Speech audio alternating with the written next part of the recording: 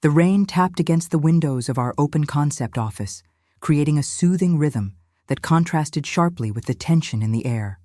I watched as Marcus pulled down the blinds in his glass-walled office, a telltale sign he was about to have one of his important conversations. I'd been at Horizon Technologies for 3 years now, and I knew the signs. "Claire, got a minute?" His voice carried across the floor, causing several heads to turn in my direction. I smoothed down my navy blazer and grabbed my tablet. "Coming," I replied, forcing a smile. Something about his tone made my stomach tighten. The Seattle skyline loomed gray and imposing beyond the windows as I walked toward his office. 3 years of dedication, of arriving early and leaving late, of taking on projects nobody wanted, had led to this moment. My performance review was scheduled for next week, but Marcus had suddenly moved it up. Never a good sign. "Close the door," he said, not looking up from his computer. I did as instructed and sat down, my posture straight, professional. I'd learned early on that body language mattered in corporate America. "Claire, I'll cut to the chase." Marcus finally looked up, his expression unreadable. "The Q2 numbers are in, and we're facing some tough decisions." "Our team exceeded targets by 12%, I countered, already feeling defensive. "Yes, but the board is pushing for restructuring. We need to optimize resources." There it was. Resources. Not people, not employees. Resources. "And what does that mean for my role?" I asked, though I already knew. Marcus leaned back, tenting his fingers. "Your position is being reevaluated. We're bringing in someone with more specialized experience from our Boston office. Someone to replace me," I clarified, feeling heat rise to my face. "Claire, you need to understand that in a company this size, everyone is replaceable. It's just business. Just business." The phrase hung in the air between us, hollow and meaningless. "So I'm being let go?" My voice remained steady, though my hands had begun to tremble slightly. I clasped them tightly in my lap. "Not exactly. We're offering you a lateral move to the marketing department. Same pay grade, different responsibilities." He slid a folder across the desk. "You have strong communication skills. Could be a good fit." A lateral move. A fancy way of saying demotion without the pay cut. I'd spent the last 3 years building my reputation in product development, and now they wanted to shuffle me off to marketing? I knew what this was, a quiet way to push me toward the exit. "I'd like some time to consider this," I said, taking the folder but not opening it. "Of course. Take the weekend." "But Claire," he paused, his voice dropping to what I'm sure he thought was a sympathetic tone.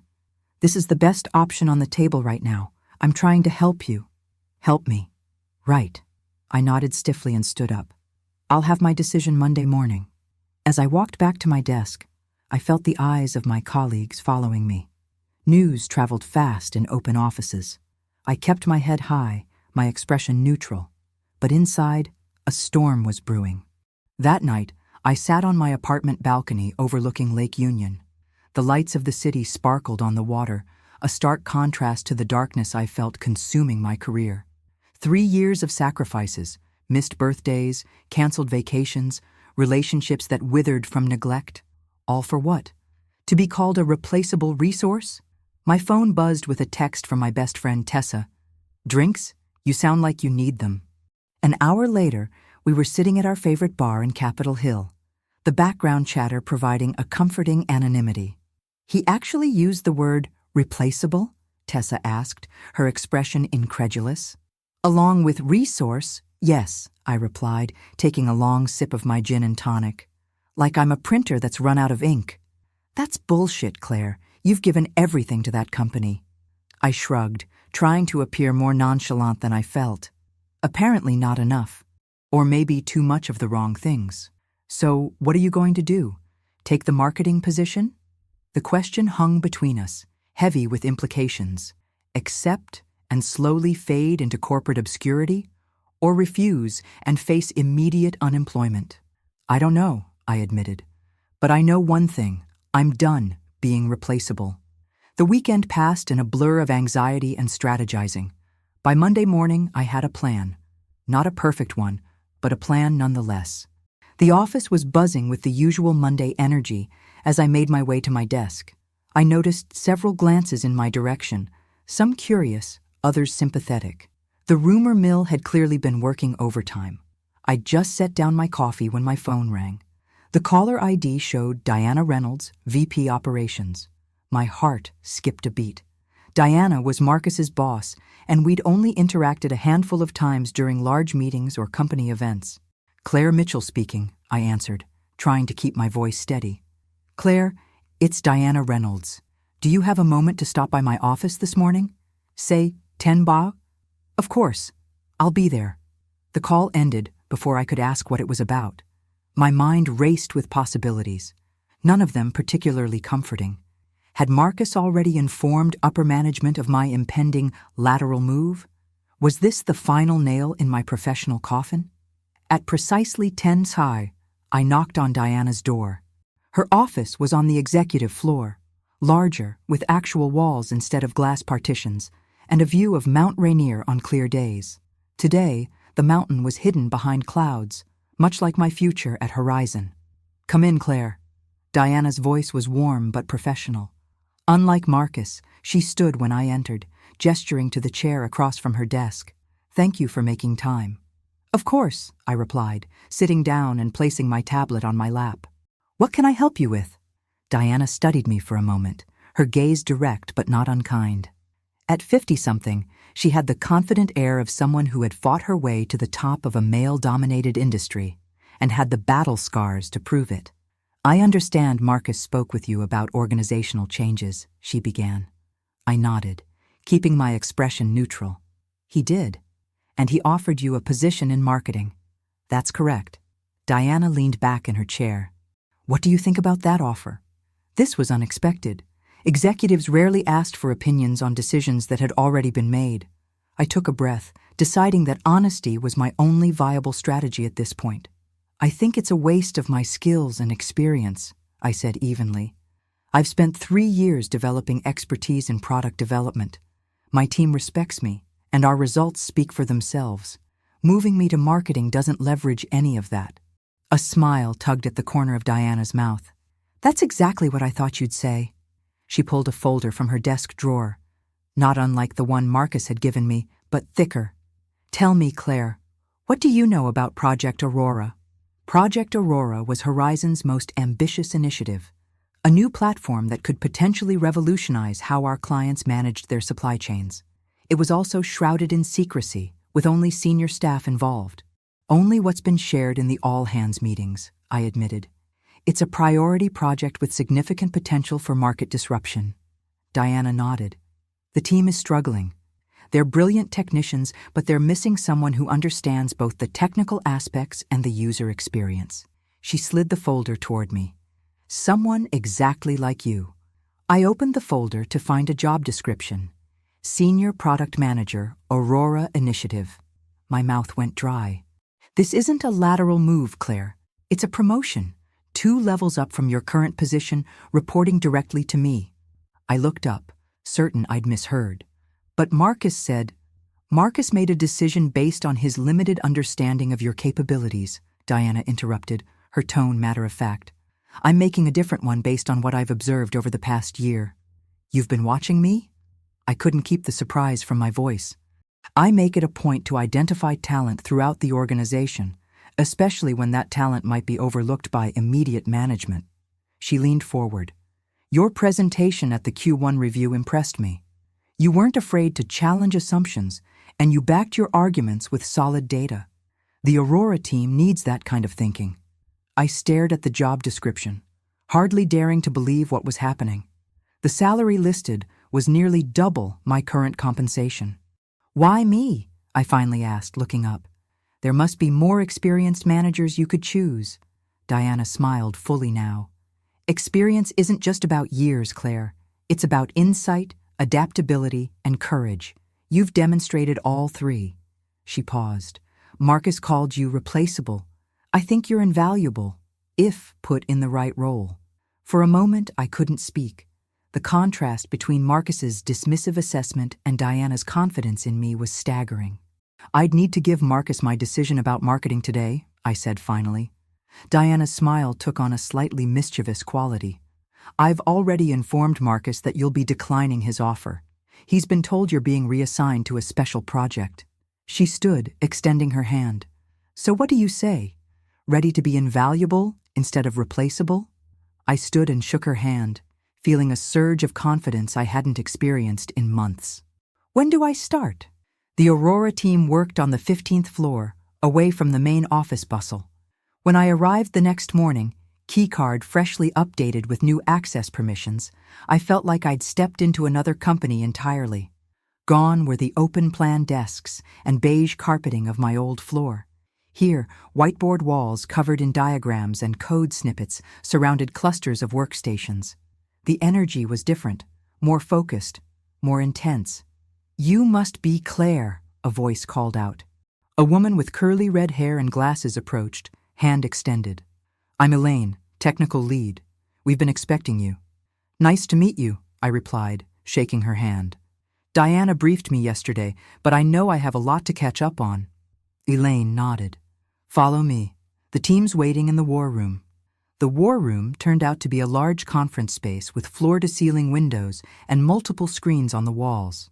Around the table sat 5 people, 3 men and 2 women, all looking at me with expressions ranging from curiosity to skepticism. "Everyone, this is Claire Mitchell, our new senior product manager," Elaine announced. "Claire, meet the Aurora team." Introductions went around the table. Ryan, software architect; Priya, UX lead; James, back-end; Mia, front-end; and Daniel, data science. I noted the careful way they sized me up. Not hostile, but cautious. I'd been parachuted into their world, and they had every right to wonder why. "Diana speaks highly of you," Ryan said, his tone neutral. "Says you have a knack for translating technical constraints into user-friendly solutions." "I try," I replied, matching his professional tone.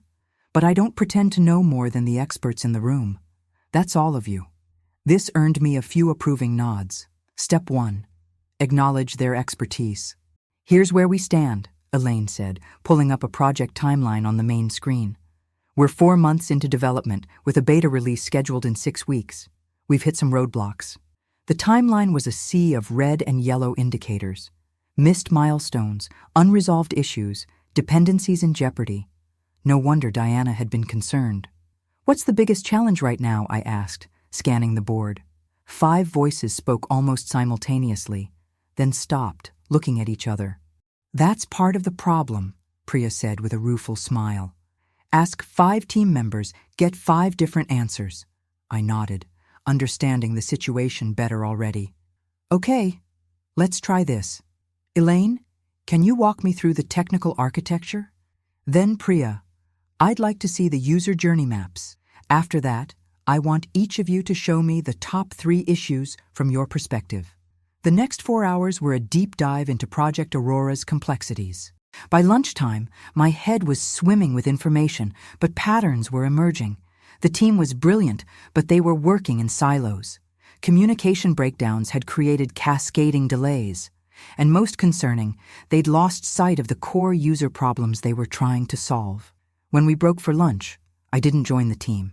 Instead, I found a quiet corner of the cafeteria to organize my thoughts and make notes. I was halfway through my salad when a shadow fell across my table. "Mind if I join you?" Diana asked, setting down her tray. "Please." I gestured to the empty chair. She sat, studying my notebook. "First impressions?" I considered my words carefully. "They're incredibly talented, but disconnected. Everyone's focused on their piece of the puzzle without seeing the full picture." Diana nodded. "That's what I thought too. What are you going to do about it?" The question was simple, but loaded. This was a test, not just of my technical knowledge, but of my leadership. "First, realign everyone around the core user problems," I said confidently. "Then establish clear priorities and decision-making frameworks. They need structure without bureaucracy. And how will you get them to follow your lead? You're new. They don't know you." I smiled slightly. "By showing them I'm not there to dictate. I'm there to remove obstacles. They know what needs to be done. They just need someone to help them do it together."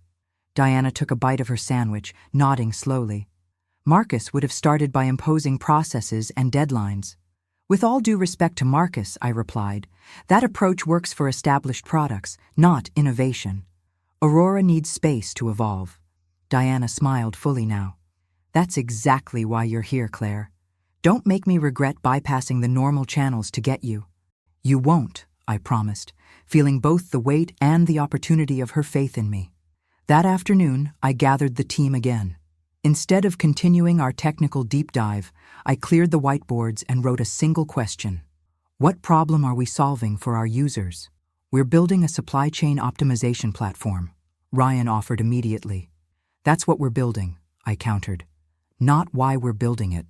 For the next hour, I pushed them to articulate the human problems behind the technical solutions. Gradually, something shifted in the room. The energy changed from defensive to collaborative. By the end of the day, we had a shared vision written on the board and a set of principles to guide our decisions. It wasn't a miracle transformation, those don't exist in the real world, but it was a start. As the team filtered out that evening, Elaine lingered behind. That was different, she said, a note of approval in her voice. Good different or bad different? I asked, gathering my notes. Good. We've been so deep in the weeds, we forgot why we started climbing the mountain in the first place. She hesitated. The team respects technical skill above all. You're going to need to prove yourself there too. I nodded, understanding the subtext. I had their attention, but not yet their trust. One day at a time, I replied. See you tomorrow. The next 6 weeks were the most challenging and rewarding of my career. Each day brought new problems to solve, both technical and interpersonal. I quickly learned that managing brilliant people meant giving them space to shine while keeping them connected to each other and the larger mission. 3 weeks in, we hit a major technical roadblock. The data processing system couldn't handle the volume we needed without unacceptable latency. The team was divided on how to proceed, rebuild from scratch, Ryan's preference, or implement a complex workaround, James's solution. We don't have time to rebuild, James argued during our daily stand-up.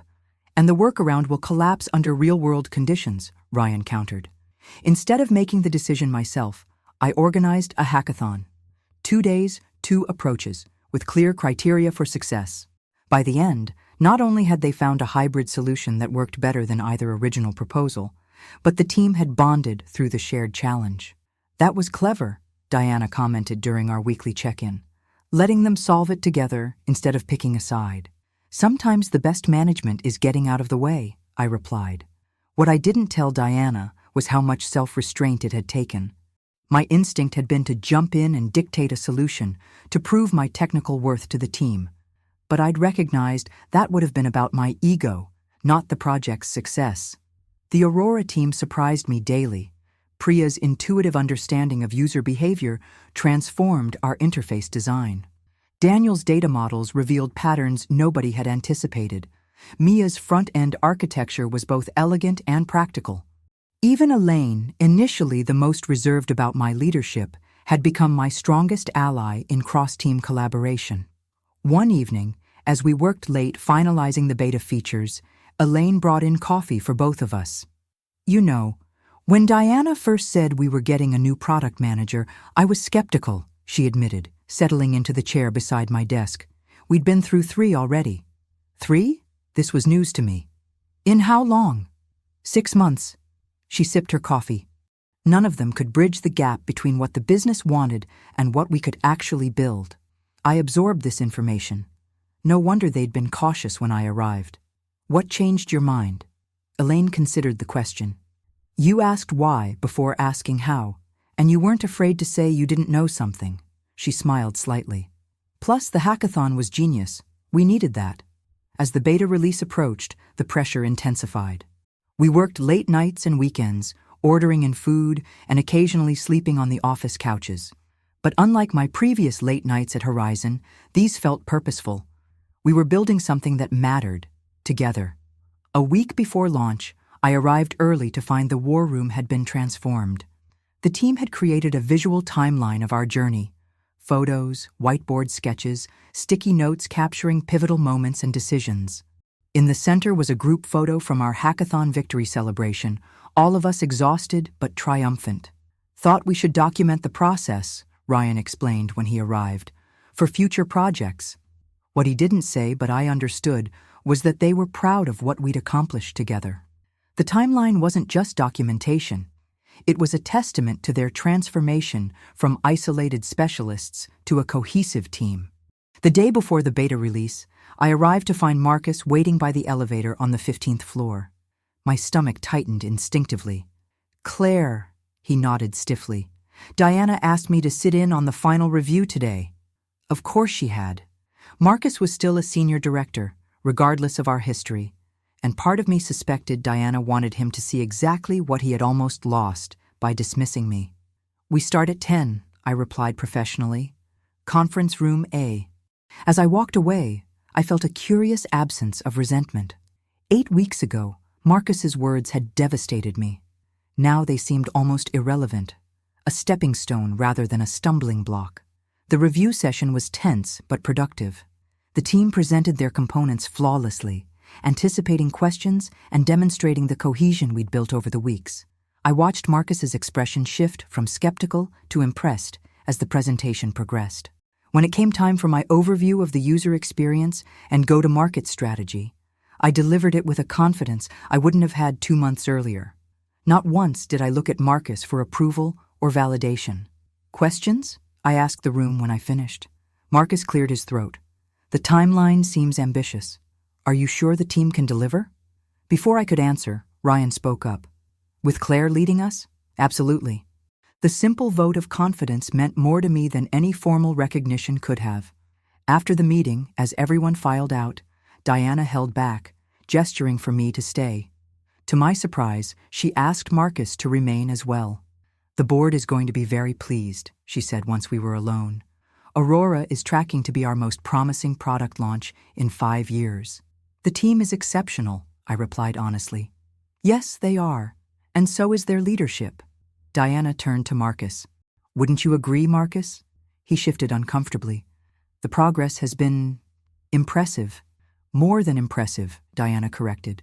"Transformative. Which is why I'll be recommending Claire for Director of Emerging Products once Aurora launches." She turned to me. "It's a new position, reporting directly to me, with a seat on the executive committee." I couldn't hide my shock. "Director? But that's exactly where you belong," Diana finished for me. "Wouldn't you agree, Marcus?" To his credit, Marcus nodded. "Yes, it's a good fit." What surprised me most wasn't Marcus's concession, but my reaction to it. I didn't feel vindicated or triumphant. I felt peaceful. His approval or disapproval no longer defined my sense of worth. "Thank you both," I said simply. "The Aurora team deserves most of the credit." "A good leader knows when to share success," Diana replied approvingly. "Marcus, would you excuse us? I'd like a word with Claire about the board presentation next week." After he left, Diana's professional demeanor softened slightly. "You handled that graciously." I shrugged. "Holding grudges takes energy. I'd rather use it for building things." "Smart philosophy." She gathered her notes. "By the way, I'm putting you forward for the Leadership Development Program in the fall. Only 5 spots company-wide." "I'm honored," I replied, genuinely touched by her continued advocacy. "Don't be honored. Be ready. The view gets more complicated the higher you climb." She smiled. "But I think you'll handle the altitude just fine." After they left, I stood alone in the conference room, looking out at the Seattle skyline. The rain had cleared, and Mount Rainier was visible in the distance, majestic and immovable. 6 weeks ago, I'd been deemed replaceable. Now I was being invited to help shape the company's future. When I returned to the Aurora workspace, the team was gathered around Mia's desk, champagne flutes in hand, plastic cups from the water cooler, actually. But the sentiment was clear. "We thought we should celebrate before tomorrow's chaos," Priya explained, handing me a cup. "Once the beta goes live, we won't have a moment's peace." "To Aurora," Daniel proposed, raising his cup. "To the team that made it happen," I countered. As we clinked our makeshift glasses, I looked around at these people who had gone from skeptical colleagues to trusted allies. In some ways, they had taught me more about leadership than any promotion or title could convey. My phone buzzed with a text from Tessa. "Celebratory drinks tonight? Word is your project is killing it. I smiled and typed back, "Definitely. Have I got a story for you?" That evening, as Tessa and I clinked glasses in our favorite Capitol Hill bar, she leaned forward eagerly. "So? Spill. How does it feel to go from almost demoted to corporate rising star?"